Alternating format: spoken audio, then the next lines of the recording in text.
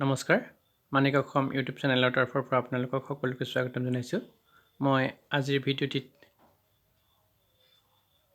Present perfect টেন্সত থকা active ভইচসমূহ কেনেধৰণেৰে passive voice কৰিব পাৰি সেই সম্পৰ্কে আলোচনা কৰিব বিচাৰিছোঁ। ইতিমধ্যে চিম্পল প্ৰেজেণ্ট টেন্সত থকা এক্টিভ ভইচ আৰু প্ৰেজেণ্ট কণ্টিনিউৱাছ টেন্সত থকা এক্টিভ ভইচ কেনেকৈ পেছিভ ভইচলৈ সলনি কৰে সেই সম্পৰ্কে আলোচনা কৰিলোঁ। আৰু ছাত্ৰ ছাত্ৰীসকলে যদি কিবা বুজি পোৱা নাই তেন্তে কমেণ্ট কৰিবৰ কাৰণে আৰু প্ৰশ্ন সুধিবৰ কাৰণে মই আহ্বান জনাইছোঁ। আশা কৰিছোঁ এই ভিডিঅ'টিও সকলোৱে আঁকোৱালি ল'ব।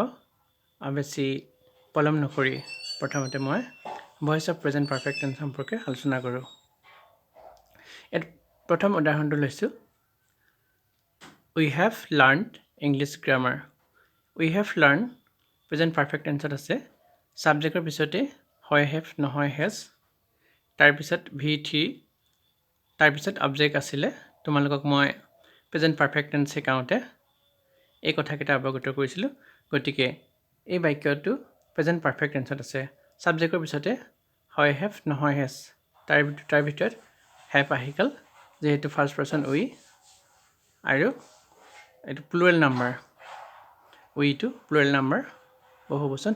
উই হেভ লাৰ্ণ আমি ইতিমধ্যে শিকিলোঁ। কি শিকিলোঁ? ইংলিছ গ্ৰামাৰ, ইংৰাজী ব্যাকৰণ শিকিলোঁ। এইটো আমি পেছিভ ভইচলৈ নিবৰ কাৰণে কেনেকৈ কৰিম খুব ভালদৰে মন কৰিবা হওক।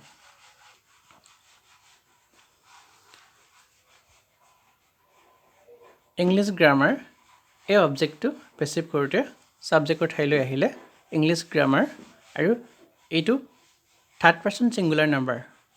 গতিকে থাৰ্ড পাৰ্চন ছিংগুলাৰ নাম্বাৰ যদি হয় তেন্তে পেছিভ কৰোঁতে সদায় তাৰ লগত হেজ বিন ব্যৱহাৰ কৰিব লাগিব। হেজ শব্দটো আমি প্ৰেজেণ্ট পাৰফেক্ট টেন্সত পাই আহিলোঁ। এতিয়া পেছিভ কৰোঁতে কেৱল নতুনকৈ তাত বিন শব্দটো প্ৰয়োগ কৰিলোঁ। খুব ভালকৈ মন কৰিবা যে ছাবজেক্টটো লিখাৰ পিছতে হয় হেজ বিন নহয় হেভ বিন ব্যৱহাৰ কৰিব লাগিব প্ৰেজেণ্ট পাৰফেক্ট টেন্সত থকা পেছিভ ভইচবোৰত। কিন্তু যদি ছাবজেক্টটো থাৰ্ড পাৰ্চন ছিংগুলাৰ নাম্বাৰ হয় তেন্তে তেতিয়া সদায় ছাবজেক্টটো লিখাৰ পিছতে হেজ বিন ব্যৱহাৰ কৰিব লাগে পেছিভ কৰোঁতে। গতিকে ইংলিছ গ্ৰামাৰ হেজ বিন লাৰ্ণড বাই আছ। লাৰ্ণ এইটো V3তে আছে। আমি এক্টিভ ভইচত থকা ভাৰ্বটো পেছিভ কৰোঁতে সদায় V3 ব্যৱহাৰ কৰিম বুলি কৈছিলোঁ, অৰ্থাৎ past participle form of the verb. এইটো লাৰ্ণড আমি ব্যৱহাৰ কৰিলোঁ, আৰু ইয়াৰ দুটা ৰূপ আছে। V3ত LEARNED আছে আৰু এটা LEARNT, লাৰ্ণড। তাৰ দুইটাই শুদ্ধ। গতিকে তোমালোকে ইয়াৰ যিকোনো এটা লিখিলেই শুদ্ধ হ'ব। আশা কৰিছোঁ বুজি পাইছা। অবজেক্টটো ছাবজেক্ট হিচাপে বহিলে পেছিভ ভইচত, তাৰপিছতে থাৰ্ড পাৰ্চন ছিংগুলাৰ নাম্বাৰ হোৱাৰ কাৰণে ছাবজেক্টটো হেজ বিন হৈ গ'ল। প্ৰেজেণ্ট পাৰফেক্ট টেন্সত হেজ অবলিক হেভ থাকেই, কিন্তু আমি পেছিভ কৰোঁতে কেৱল নতুনকৈ বিন শব্দটো প্ৰয়োগ কৰিলোঁ। ইংলিছ গ্ৰামাৰ হেজ বিন লাৰ্ণড বাই আছ। আমাৰ দ্বাৰা ইংৰাজী ব্যাকৰণ শিকা হ'ল। আশা কৰিছোঁ তোমালোকে খুব ভালদৰে বুজি পাবলৈ সক্ষম হৈছা। মই ইয়াৰ পিছত তোমালোকক সহজ হোৱাকৈ কেইটামান উদাহৰণ দিব বিচাৰিছোঁ। এইবাৰ উদাহৰণটো লৈছোঁ মই। Arun has written a letter. অৰুণে ইতিমধ্যে এখন চিঠি লিখিলে। এতিয়া ইয়াত অৰুণ হৈছে ছাবজেক্ট আৰু এ লেটাৰ হৈছে অবজেক্ট। আমি পেছিভ কৰিবলৈ হ'লে প্ৰথমতে এক্টিভ ভইচৰ অবজেক্টটো ছাবজেক্টৰ ঠাইলৈ লৈ আনিম। এতিয়া এ লেটাৰটো প্ৰথমতে হ'ব। পেছিভ কৰোঁতে এ লেটাৰ ছাবজেক্ট হিচাপে বহিছে।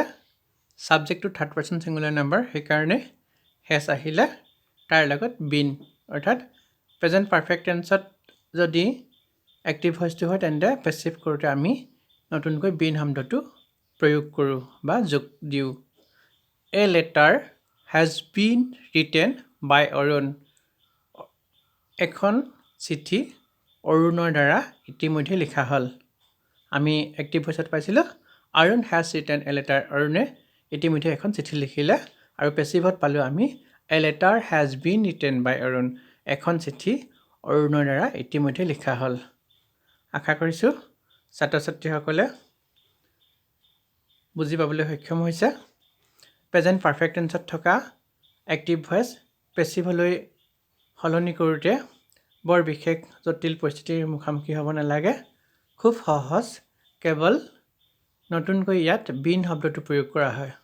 বাকীখিনি প্ৰায় একেই থাকে আৰু ছাবজেক্ট অনুসৰি হেভ বিন বা হেজ বিন হয়।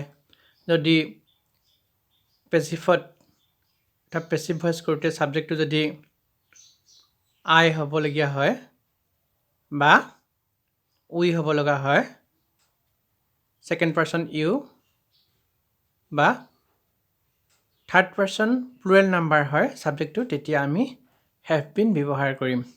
অন্যথা ছাবজেক্টটো থাৰ্ড পাৰ্চন ছিংগুলাৰ নাম্বাৰ যদি হয়, সদায় পেছিভ কৰোঁতে হেজ বিন ব্যৱহাৰ কৰিম। আশা কৰিছোঁ ছাত্ৰ ছাত্ৰীসকলে বুজি পাইছে।